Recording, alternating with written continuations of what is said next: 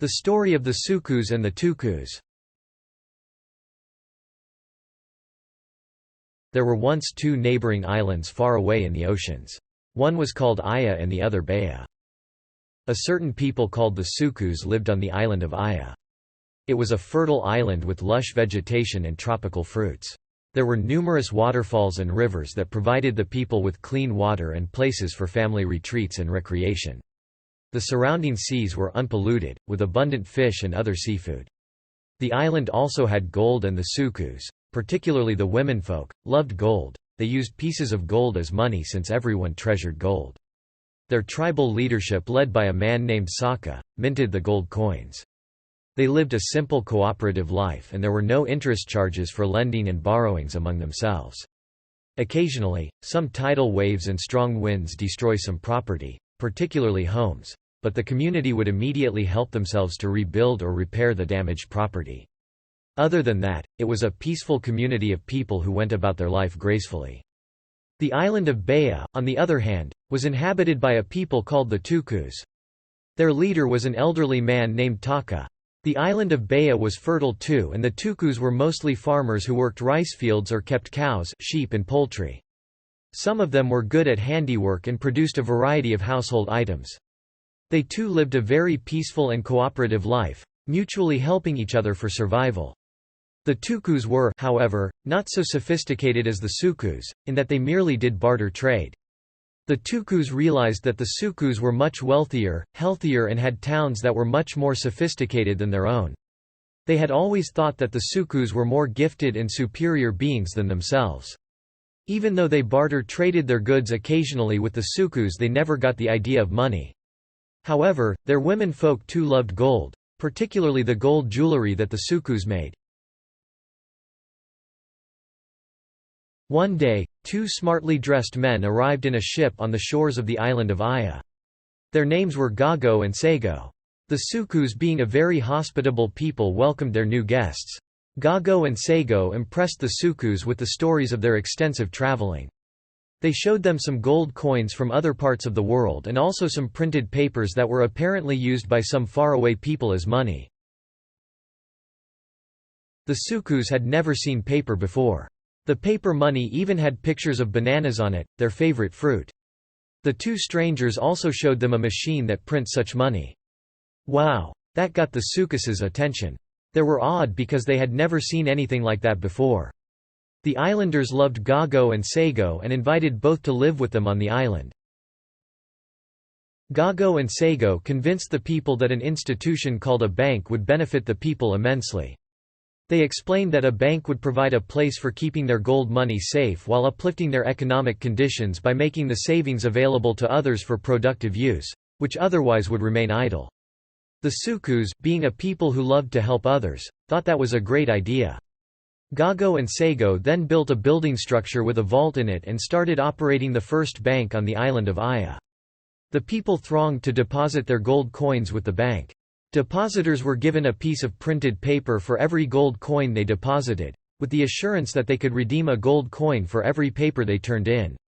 The people were excited with the paper money they got. The people deposited all their gold coins, a total of 100,000 pieces, and hence an equivalent number of pieces of paper were given out. Now the people used the paper as money and found that it was much more convenient than the heavier gold coins that they used before. The paper money printed by Gago and Sago, therefore, became the dominant currency of the island. Nobody used the fold coins anymore. The people were pleased with the ease with which they were able to go about doing their businesses. They trusted Gago and Sago very much because each time they brought in a piece of paper for redemption, their request was indeed honored. Gago and Sago became very respected and honored in their society. The Tukus, who heard about the whole thing, became excited and pleaded with Gago and Sago to help them out too. Gago and Sago told the Tukus that they would indeed be very pleased to do so. They then set up a similar building in Baya, and Sago was placed there as the manager. The difference between Aya and Baya was that in Baya the Tukus had no gold coins to deposit. Sago told them that was all right. He would, however, give 1,000 paper notes to each family to use as money. Since they were 100 families in Baya, so 100,000 paper notes were given out. However, Sego reminded them that at the end of the year each family must return 1,100 paper notes, the 10% extra being a charge for the services he was providing. The Tukus found the paper money truly to be like magic. It made their business dealings so much easier compared to their previous barter trade. People spent much less time looking for counterparties to trade with. Now they were able to specialize in jobs they were good at. Their economy began to grow rapidly. Now Gago and Sego decided that the time was ripe for them to do their trick.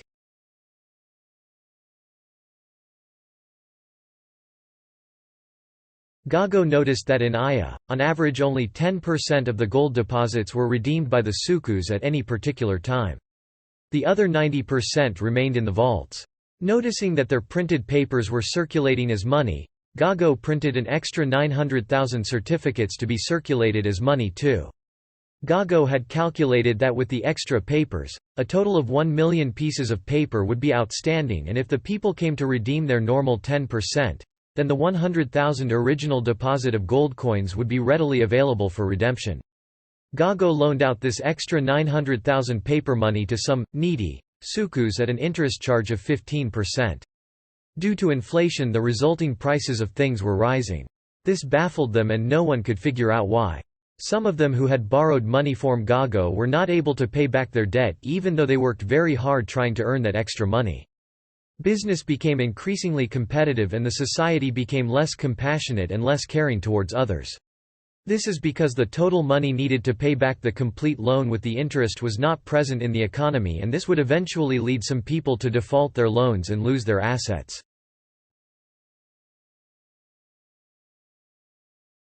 The Tukus too found similar things happening to them. Initially, they did not notice any price increase, but they noticed some behavioral change in their people. They became very competitive in their attitude and less caring towards their fellows. Even with hard work and such competitive behavior, some of the Tukus still defaulted on their loans. They were not able to acquire enough money to pay back their total debt. Now Sego began to confiscate real wealth from the loan defaulters like land, cows, sheep, etc. Their elderly leader Taka was among those who defaulted. But Sego gave him and some other Tukus additional paper notes as a rescheduling of their loans. This increased further their indebtedness. Later Taka defaulted again and had his loan rescheduled again. Now Taka began to avoid meetings with Sego. He felt ashamed and found his former power, pride, courage and dignity falling. On the contrary, he found that Sego was slowly becoming very wealthy by acquiring the people's assets. In fact, he found that the power, pride, courage and dignity that he lost were now enthroned on Sego.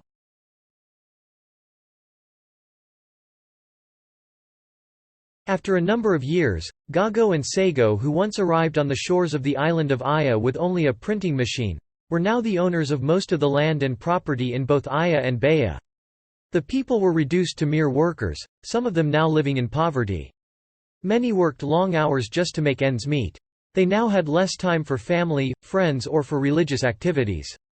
Social problems were widespread. People cared less for other. It goes without saying that with poverty, other social ills like crime, prostitution, etc. began to thrive. Their cultures were gradually replaced because Gago and Sego introduce a new, superior culture. This was the end of the caring and loving people of the two islands Aya and Baya, who had earlier lived a peaceful yet graceful life before Gago and Sego arrived with a printing machine. Gago and Sego did not stop there. They continued to spread their wings to other peoples and societies. Their ultimate dream is to become the global supreme rulers by establishing a single global bank with single global money.